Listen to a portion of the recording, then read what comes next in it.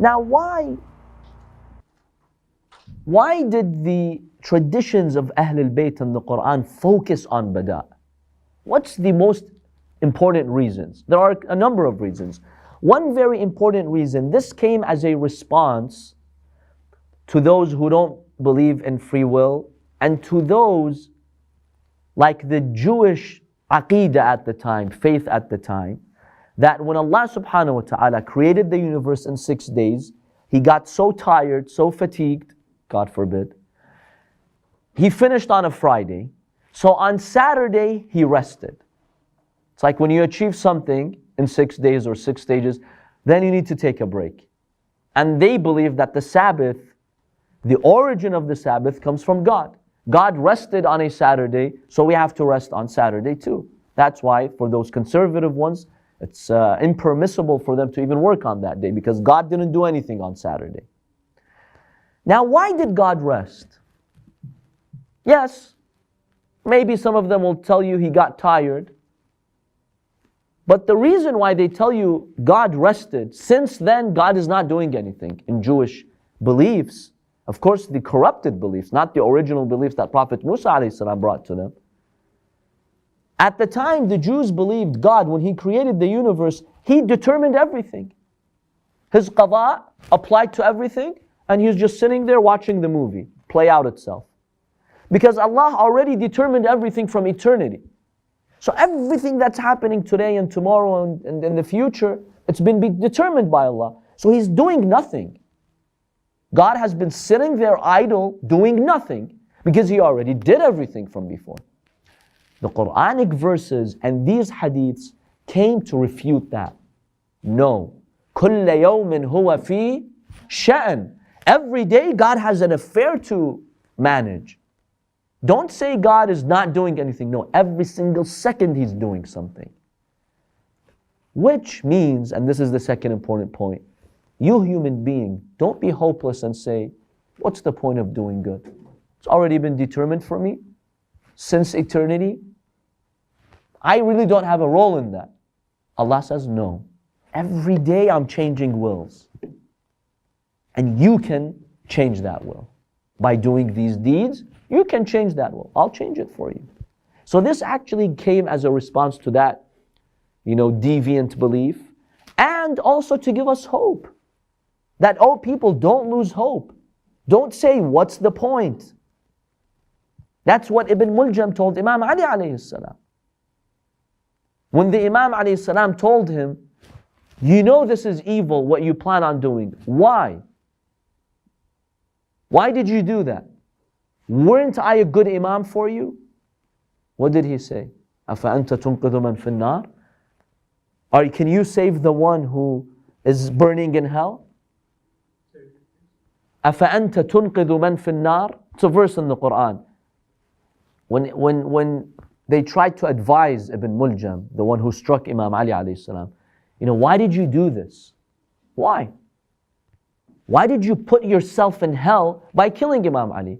He said, I'm already burning in hell, and you can't save me. Meaning, God had willed for me to burn in hell, and there was nothing I could do about it. It was the will of God. See?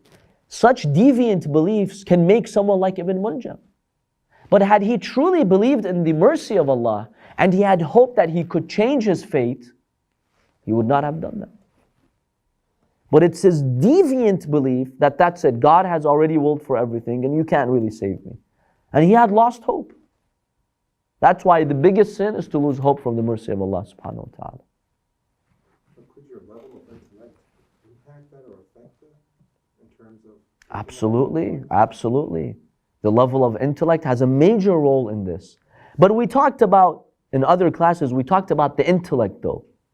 That you also have a role in developing the intellect. People like Ibn Muljim, they did not allow their intellect to develop.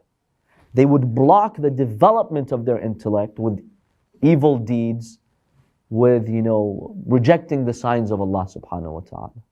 How would you differentiate between people who are, how would you define or understand when somebody's intellect is weak and label it as helpless?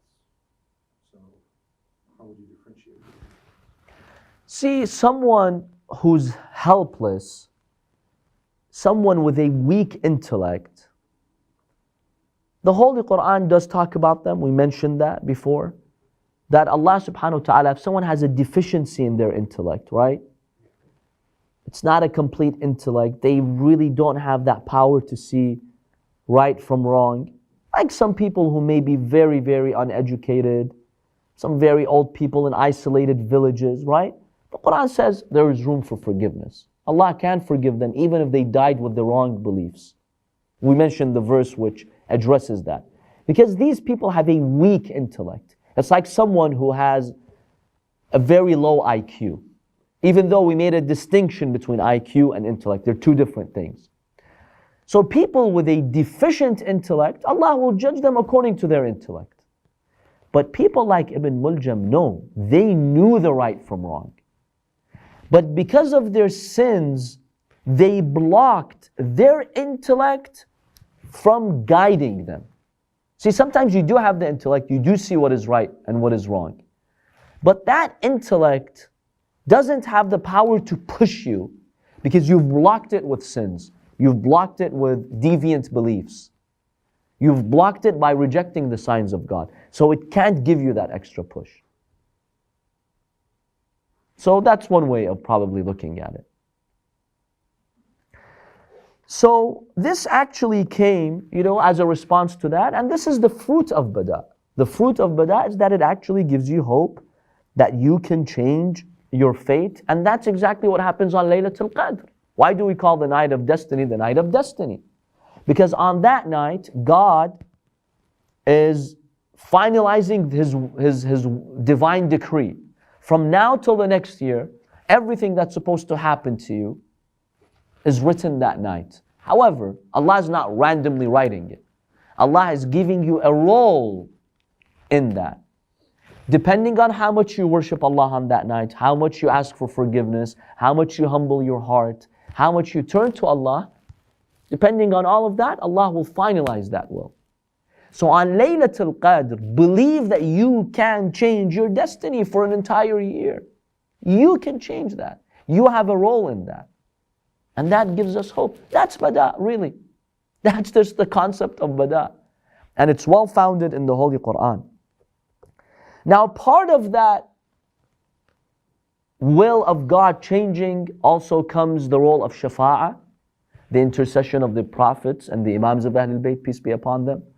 The Shafa'ah of Ahlul Bayt can change divine will, just like a good deed can change it. Because Allah subhanahu wa ta'ala, it's in His system to have Shafa'ah. One of the factors that God considers when He finalizes that divine will is Shafa'ah. Whether you've sought the intercession of an Imam or a Prophet. If you've asked for that intercession, Allah subhanahu wa ta'ala takes that into consideration when He's finalizing that will for you. That's why we believe on Laylatul Qadr, it's highly recommended to turn to the Imam of your time. How much you turn to him determines how that decree will be finalized. So, this does not mean in any way that our actions, have precedence over the will of Allah, the qada of Allah, or that we can trump God's will. No. No one can trump God's will. That's impossible. What it simply means that we, changing our own fate through good deeds, for example, is also part of Allah's qada. Part of His will, His decree, His qada is that you can change your own destiny by doing certain deeds. So it's not like we have the qada of Allah here on this side, and then on the other side, you have the action of the human being. My action versus the qada of Allah. No, that's not how it works. My actions are within the realm of the qada of Allah. It's part of His system and part of His qada that He's allowed me to do good deeds so He can change the finalizing of the qada. Because the qada of God goes through stages. The last stage is finalizing it. That depends on your deeds. That's the meaning of Bada. Nothing really more than that.